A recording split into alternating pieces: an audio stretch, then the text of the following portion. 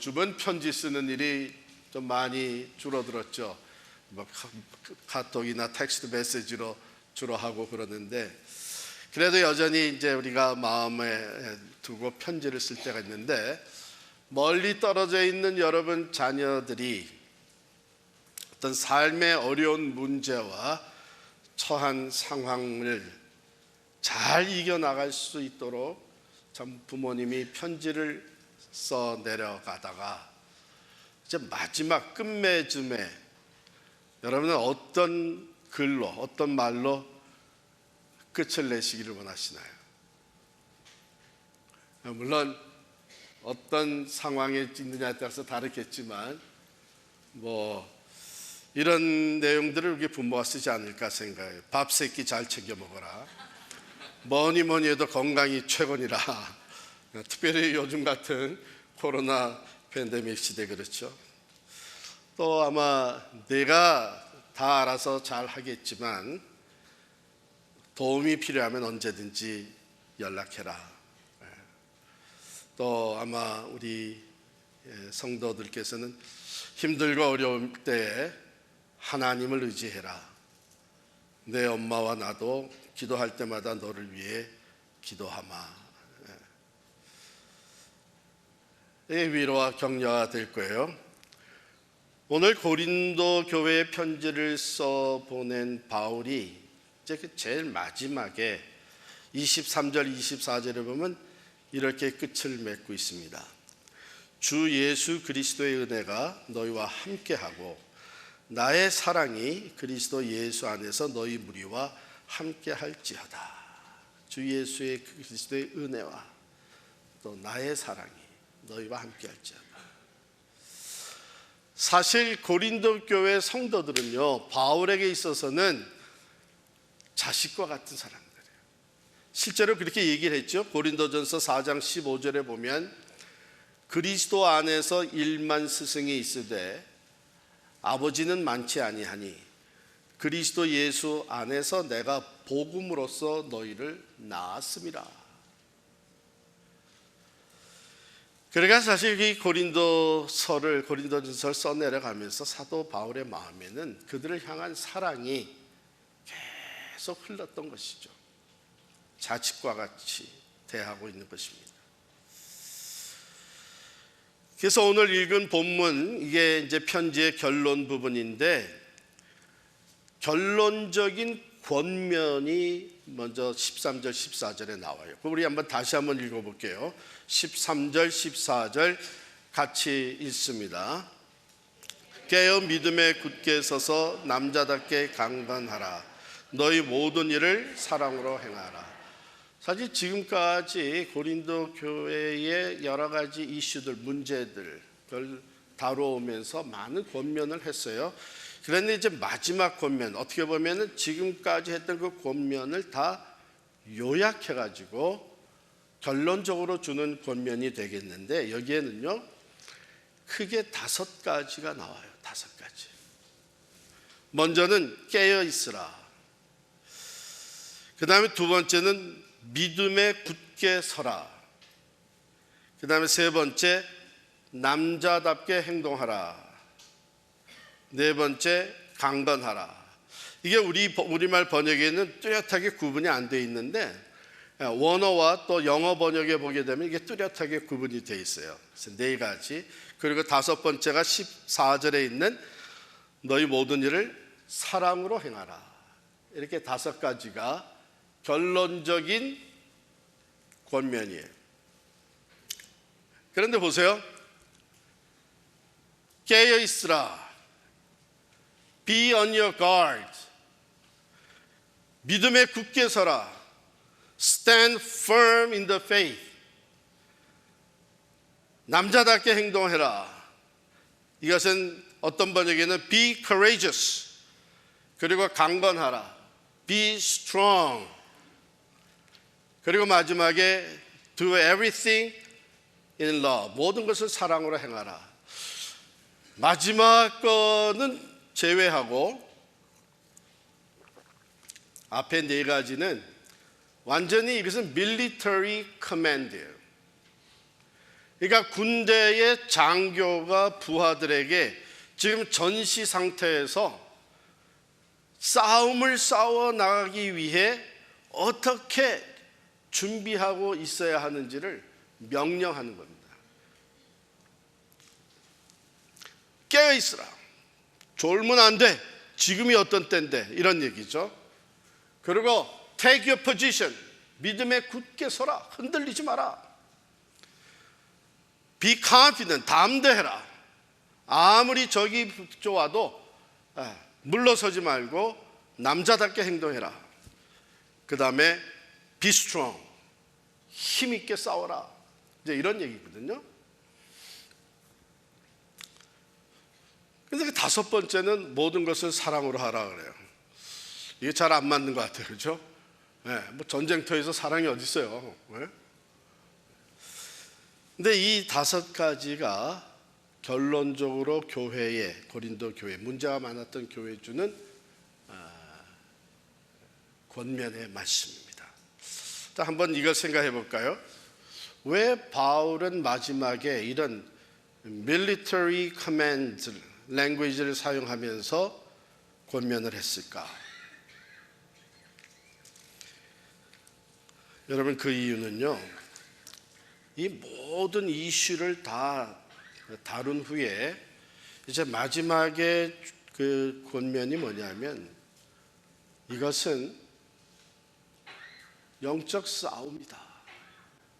그냥 사람들끼리 분열이 되고 사람들끼리 시기치기 질투하고 또 당파를 짓고 싸우고 뭐 이게 아니고, 그 배후에는 사탄의 어둠의 권세가 역사하고 있다. 그러니까 이것을 너희들이 그냥 피지컬 또는 worldly 세상적인 안목으로만 볼 게 아니라 You should look at the spiritual perspective. 영적인 안목을 가지고 이것이 spiritual warfare라고 하는 것을 기억하게 하는 거예요.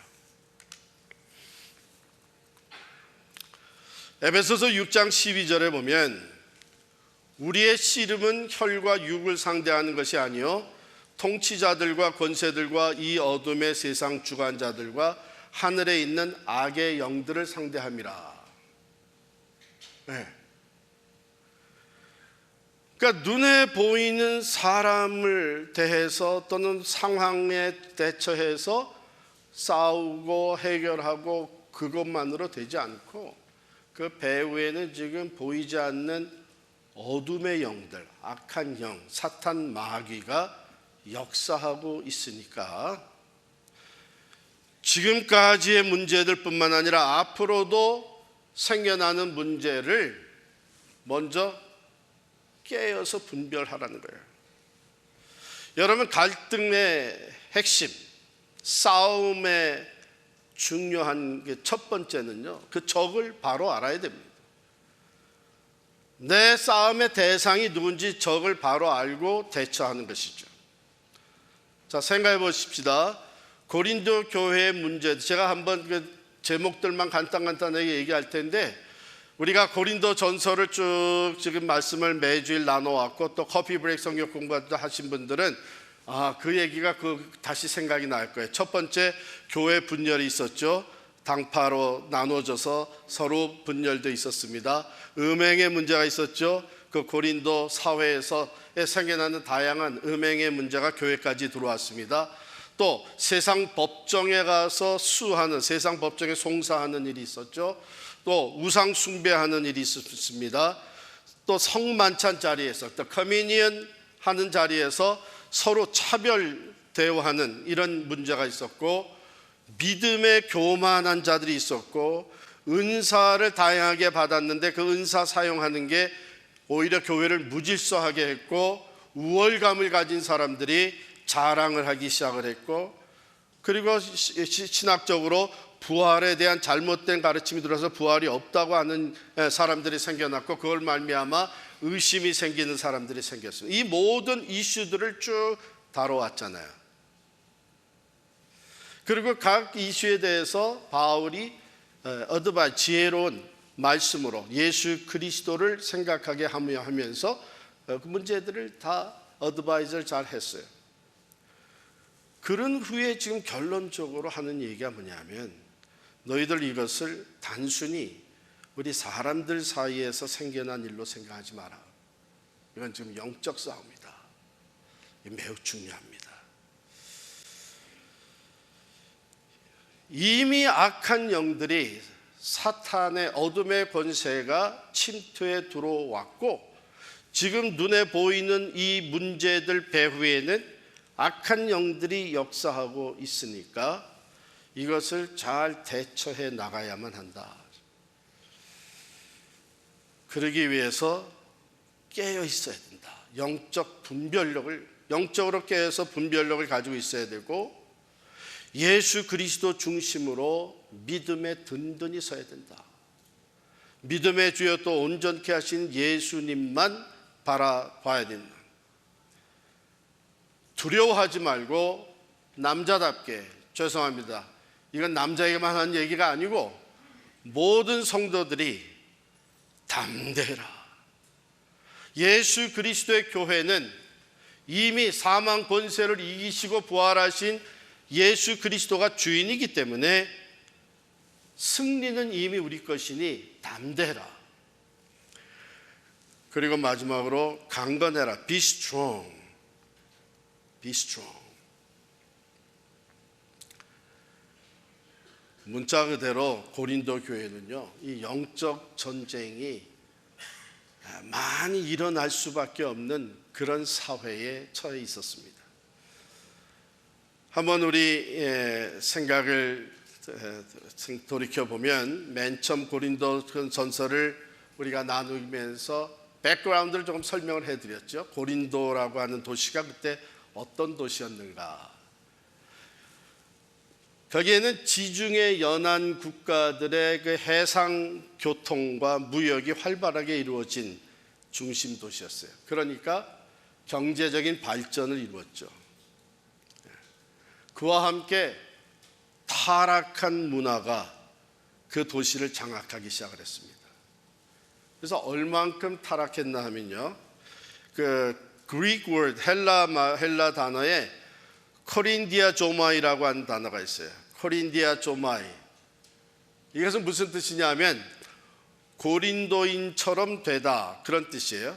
코린디아 조마이. 고린도 사람들의 방식으로 산다, 그런 뜻입니다. 그건 무슨 뜻이냐면, 그 당시에 성적으로 타락하고 부도덕하게 사는 것을 의미했어요. 그러니까 고린도가 그런 타락한 생활의 대명사가 되어버린 거예요. 여기서 영어 단어도 나옵니다. 영어 단어 코린티안이라는 영어 단어를 찾아보면 이것은 사치하고 방탕한 사람을 가리키는 단어예요. 그만큼 고린도 사회는 부유했지만 윤리도덕적으로 완전히 타락했던 것이기 때문에 그 사회에서 살아가는 고린도 교회 멤버들도 교회 밖에 나가서 생활하다 보면 자기도 모르게 이 사회에 타락한 것이 자기 안으로 들어오는 거예요. 그런데 심지어는 그게 교회 안으로까지 들어와서 우리가 공부한 대로 성적인 타락, 이루 말할 수 없는, 이방인과 다를 바 없는 그런 모습들이 교회 안에도 있었던 것이죠.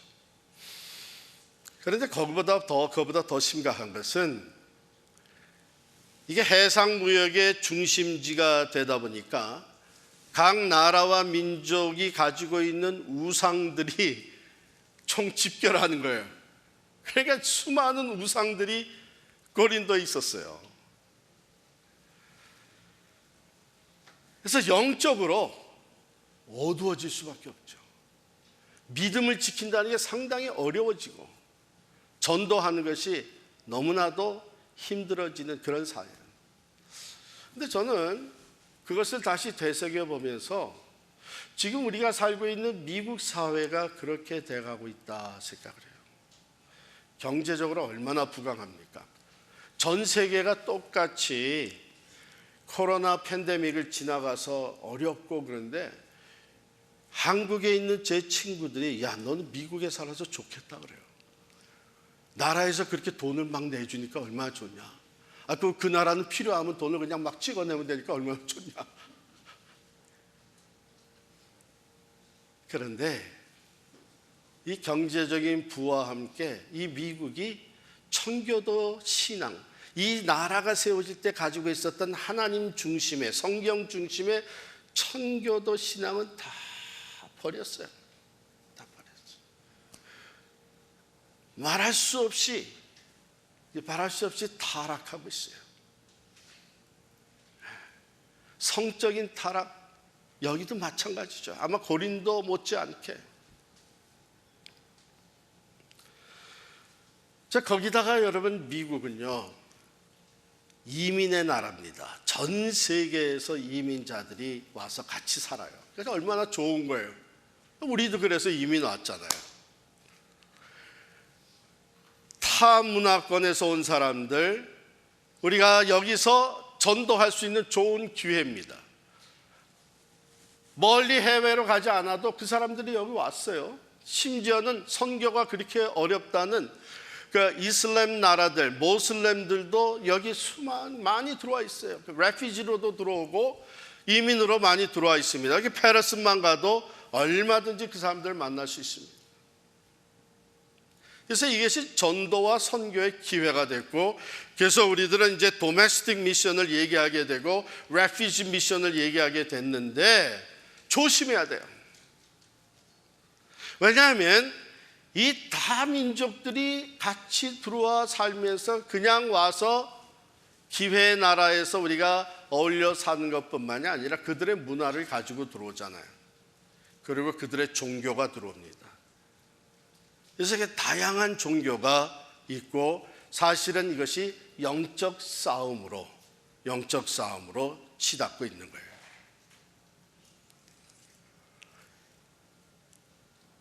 온갖 종교가 다 들어오자 미국은 점점 어떤 정책을 써가고 있냐면 종교다원주의로 나가고 있습니다. 몇 년 전에 깜짝 놀란 게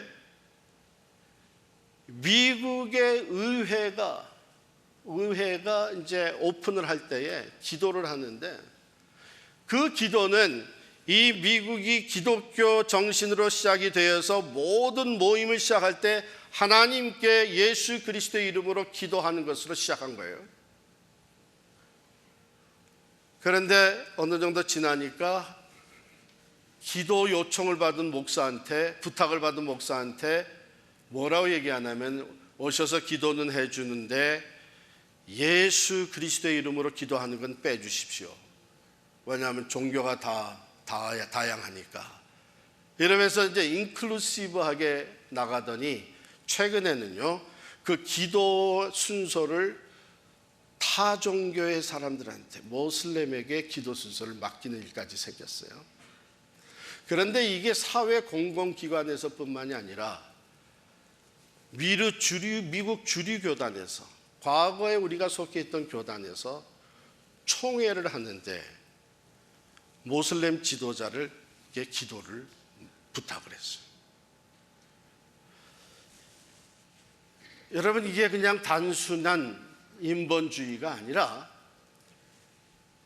이게 지금 영적 전쟁이 상당히 심화되고 있는 것입니다.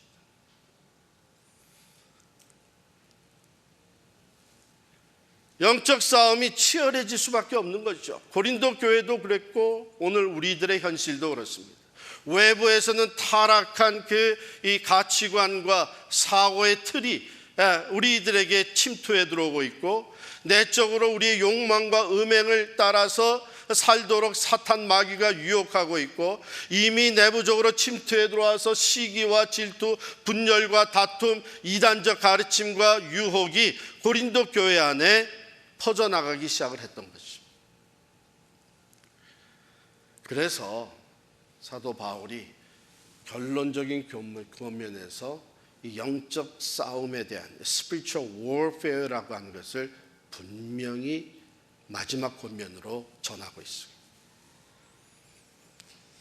깨어있으라.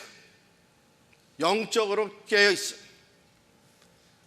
예수 그리스도를 믿는 믿음, 그 믿음에 굳게 서라. 조금도 두려워하지 말고 담대하여라. 왜? 예수님께서 이미 말씀하셨어요. 마태복음 16장 18절에 보면 내가 이 반석 위에 내 교회를 세우리니 음부의 권세가 이기지 못하리라. 어둠의 권세가 결코 이길 수 없는 것이 그리스도의 교회입니다. 그리스도의 교회는 이미 사망 권세도 이기시고 부활하신 예수님이 주인이 되어 있기 때문에 우리가 예수의 이름으로 담대하게 대처해 나가게 되면 승리하게 되는 것입니다. 그리고 be strong, 강하게 대적해라. 자, 그런데 이 마지막 명령은 어떻게 되는 거예요? 모든 일을 사랑으로 행하라. 왜 그랬을까요? 앞에는 참 military command, 아주 강한 단어들을 썼는데 다섯 번째는 모든 것을 사랑으로 행하라. 여러분, 이게 너무 중요합니다. 영적 전쟁은요, 사랑으로 승리할 수 있기 때문에 그래요. 악을 악으로 갚지 말라고 했죠. 악을 선으로 갚으라고 합니다. 사랑이 뭐예요? 여러분, 에릭 프롬은 사랑을 다섯 가지로 이렇게 디파인 해줬습니다. 사랑은 먼저 관심 갖는 것이다. 관심 갖는 것. 여러분, 사랑의 반대는 미움이 아니잖아요. 사랑의 반대는 무관심입니다. 무관심. 미움이라는 것은 아직도 관심이 있다는 거예요. 그런데 무관심해지게 되면 저러다 죽든지 말든지 I don't care.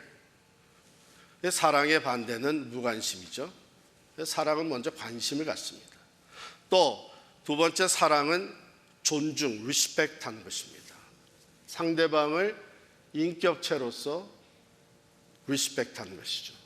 또 사랑은 understanding, 이해해 주는, 그 사람의 입장에서 내가 이해해 주는 것입니다. 또 사랑은 책임져 주는 것이에요. 내가 사랑하는 자녀들, 내 가정, 내가 아끼는 사람이기 때문에 내가 책임져, 그 사람의 부족한 것을 채우고 섬겨주고 내 것으로 그 사람을 세워주고 책임져줘요.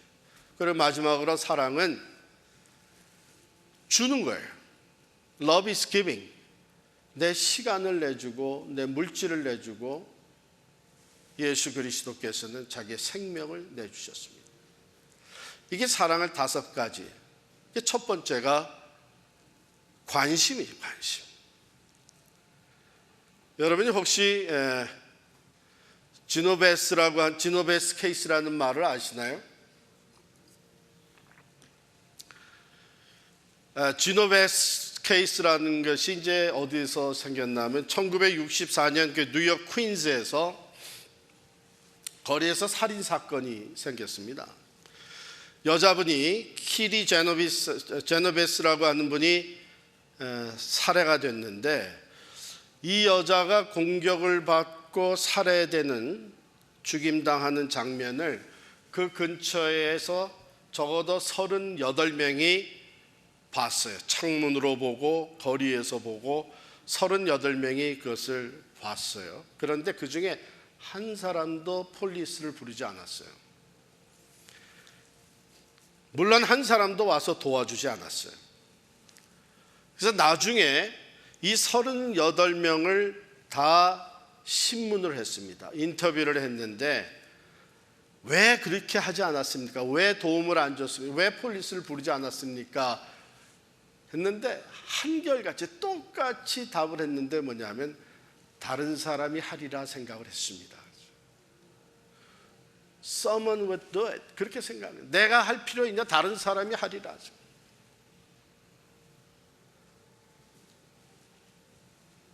여러분, 진정한 사랑은 관심에서 시작이 됩니다. 가정에서의 사랑이라는 것이 관심. 당신 오늘 집에 들어오는데 안색이 안 좋아. 무슨 일이 있었어? 관심이에요. 아이들에 대한 관심. 교회도 마찬가지죠. 서로에 대한 관심입니다. 이 관심에서부터 이제 사랑이 행동으로 옮겨지고 그 사랑이 실천되어지면서 여러분 어떤 일이 일어난지 아세요? 어두움이 사라지기 시작합니다. 어두움이 사라지고. 제가 전도사 시절에 책을 읽다가 너무나 참 감동적인 스토리를 읽어서 저는 참 이 예화를 많이 써요. 유대 랍비에게 제자들이 있었는데 제자들이 랍비에게 물었습니다. 선생님, 세상이 너무나 어둡습니다. 우리가 어떻게 이 어두운 세상을 밝은 세상으로 바꿔놓을 수 있겠습니까? 그때 선생님이 가만히 이제 랍비가 생각을 하다가, 야, 너희들 저 아래 창고, 유리창 하나도 없는 창고가 있는데 거기 들어가면 캄캄할 것이다. 거기 들어가서 소리를 질러라. 어둡다고. 왜 이렇게 어둡냐고. 그러면 어둠이 놀래서 물러가 있지 않겠느냐. 선생님이 하라니까 가서 소리를 지르는 거예요. 고래고래 어둡다고. 왜 이렇게 어둡냐고. 돌아와서는 선생님, 여전히 어둡습니다. 그래, 그러면 이번에는 너희들 막대기 하나씩을 가지고 가서 그 창고에 들어가서 어둠을 다 때려 부셔라. 어둠이 물러가지 않겠느냐. 들어가서 막대기로 막 휘두르면서 물러가라. 여전히 어두워요. 다시 돌아온 제자들에게 선생님, 이번에는 너희가 거기 들어가서 빗자루를 가지고 어둠을 다 쓸어내라. 그래서 열심히 빗질을 했지만 여전히 어두운 거예요. 다시 돌아온 제자들에게 이번에 선생님이 얘기를 합니다. 이제는 너희가 초를 하나씩 가지고 들어가서 그 안에서 각자의 초를 밝혀라.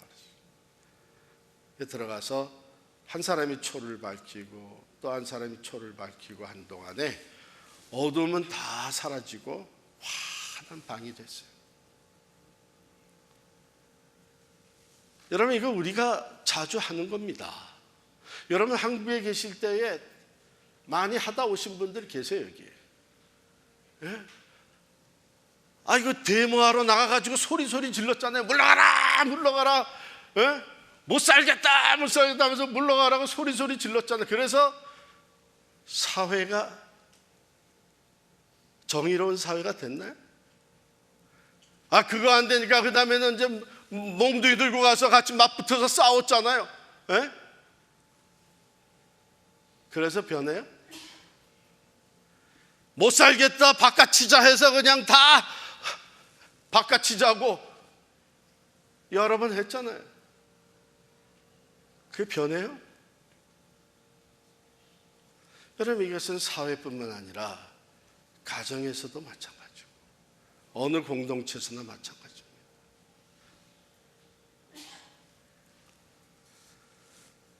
무력으로 변화가 일어날 수 있다면, 진정한 변화가 무력으로 가능하다면 하늘과 땅의 권세를 가지신 예수께서 십자가를 지실 필요가 없었을 거예요. 죄와 어둠, 사망의 문제는 오직 사랑, 예수 그리스도의 십자가의 사랑이 해결을 한 거예요. 사탄 마귀, 악한 영, 어둠의 권세가 하는 것은 죽이는 겁니다. 우리의 삶에 들어와서 사람을 죽여요. 가정에 들어와서 가정을 죽여요. 사회가 멸망하게 만드는 것이 악한 영, 어둠의 권세가 하는 것입니다. 그러나 성령, 사랑의 영, 사랑은 살립니다. 죽어가던 사람도 사랑으로 인해서 살아납니다. 다 파괴되어가는 가정도 사랑 때문에 회복이 됩니다. 민족과 국가도 참 사랑 안에서 정의롭고 평화로운 사회로 변화될 수가 있습니다.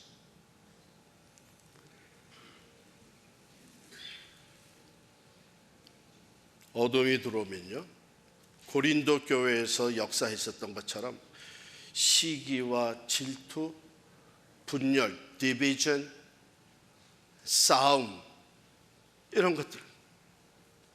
그런데 사랑이 들어오면 거기에 화평과 용서, 그리고 하나됨을 이룹니다.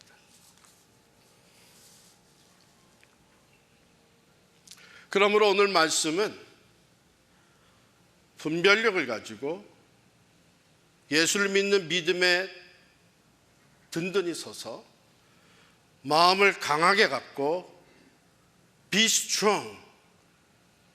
여러분, 사랑을 실천하는 것이 용기가 없으면 안 되는 거예요.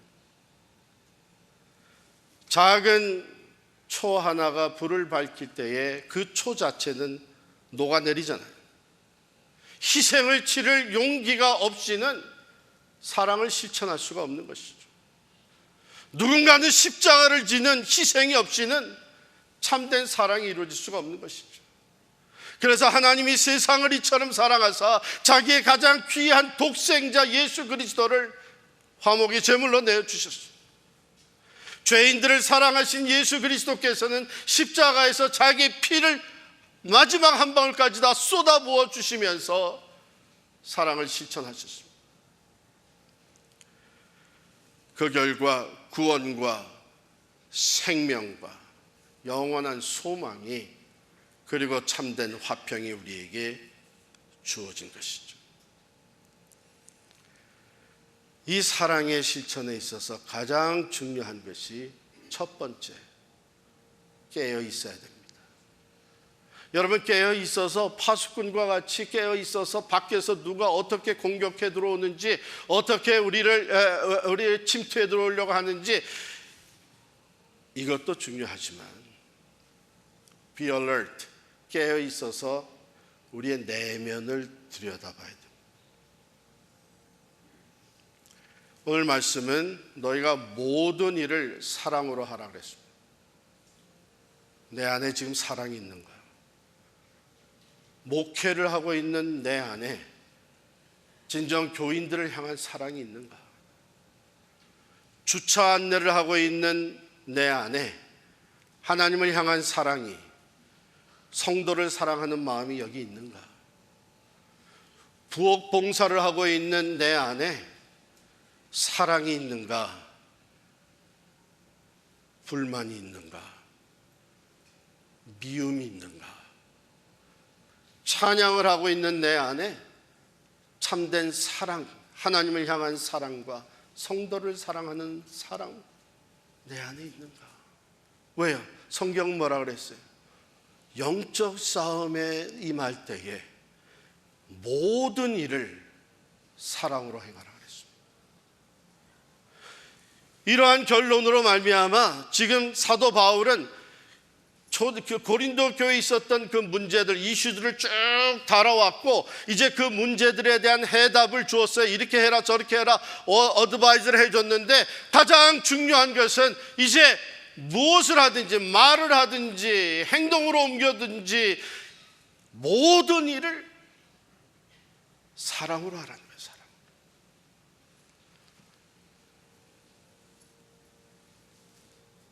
사랑이 없으면 10가지 일을, 아니 100가지 일을 하더라도, 또 산과 같이 큰 일을 그 모든 것에 마이너스 사랑을 빼면 equals 제로라는 거죠. 아무것도 아니라는 거예요. 여러분, 이 교훈을 우리가 겸허한 마음으로 받아야 합니다. 내 안에 뭐가 있는지, 난 지금 진정 교회 봉사를 사랑으로 가지고 사랑으로 행하는지. 여러분, 에베소서 4장 15절에, 에베소 4장 26절에 보면 이런 말씀이 있어요. 분을 내어도 죄를 짓지 말며 해가 지도록 분을 품지 마라. 그리하여 마귀에게 틈을 주지 않도록, 말도 않도록 하라. 그렇게 했어요. 그러니까 being angry, 분을 내는 것이 잘못된 건 아니에요. 우리는 emotional being으로 지음받았습니다. 그래서 화가 나죠. 화가 안 나는 게 좀 이상하지. 화가 납니다. be angry. 화를 낼 수도 있어요. 그건 죄가 아니에요. 그런데 분을 내어도 죄를 짓지 말라. 이게 무슨 말이냐면은 이 anger가, 분노가 죄와 연결될 수 있다는 거예요. 죄로 발전할 수 있다는 거예요. 그래서 해가 지도록 분을 품지 마라. 해가 지기 전에 그날에 있었던 이 분, anger를 다 해소를 시키라는 거예요. 왜냐하면 그것을 계속 가지고 있게 되면 마귀가 틈탄다는 것이죠. 마귀가 틈타서 어떻게 그 분노의 감정을 죄로 발전시키는 것이 마귀가 하는 거예요. 예를 들게요. 창세기 4장에 보면은 가인과 아벨이 나옵니다. 가인과 아벨이 각기 하나님께 제사를 드렸어요. 그런데 하나님께서 가인의 제사와 제물은 받지 아니하시고 아벨의 제사와 제물은 받으셨다 그랬어요. 그래서 가인이 분노하게 됐습니다. 그 분노하게 된 모습을 하나님이 아셨죠? 창세기 4장 6절에 보면 뭐라고 그랬냐면 네가 분하여 함은 어찌 됨이며 안색이 변함이 어찌 됨이냐. 네가 선을 행하면 어찌 낯을 들지 못하겠느냐. 선을 행하지 아니하면 죄가 문에 엎드려 있느니라. 죄가 너를 원하나 너는 죄를 다스릴까. 이렇게 했어요. 그러니까 그 가인이 가지고 있는 분노를 빨리 해소하라는 거예요. 왜? 지금 죄가 문에 엎드려 있다는 것인데, 여기 엎드려 있다는 표현이 crouching이라고 하는 표현이에요. 그러니까 짐승이, 맹수가 딱 엎드려가지고 이제 문이 살짝 열리기만 하면 손살같이 들어가서 잡아먹으려고 하는 것이죠. 그와 같이 죄가, 어둠의 권세가 딱 기다리고 있어요. 왜? 그 안에 분노가 있는 걸 알기 때문에 이제 기회만 생기게 되면은 사로잡아서 그 분노가 행동으로 옮겨지도록 만들겠다는 거죠. 이런 워닝을 하나님이 가인에게 줬는데 가인이 이것을 무시를 했습니다. 그러다가 어느 날 동생 아벨하고 둘이 들에 있게 됐어요. 그때 가인이 돌을 들어서 동생을 쳐 죽입니다.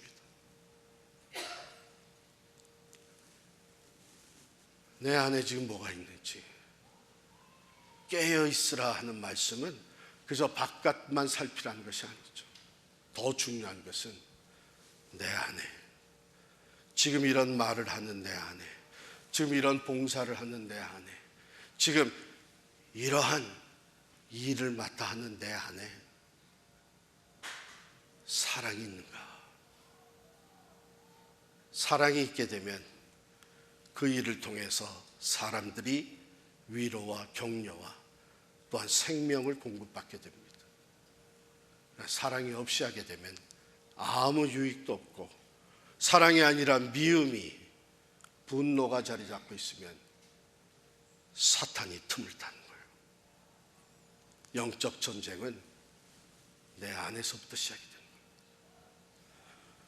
사랑하는 성도 여러분, 우리가 이 말씀을 겸허한 자세로 받아서 모든 일에 사랑으로 행함으로 말미암아 사람을 살리고, 가정을 살리고, 사회를 살리고, 교회를 생명력이 넘치는 교회로 세워나갈 수 있기를 간절히 축원합니다. 기도하겠습니다.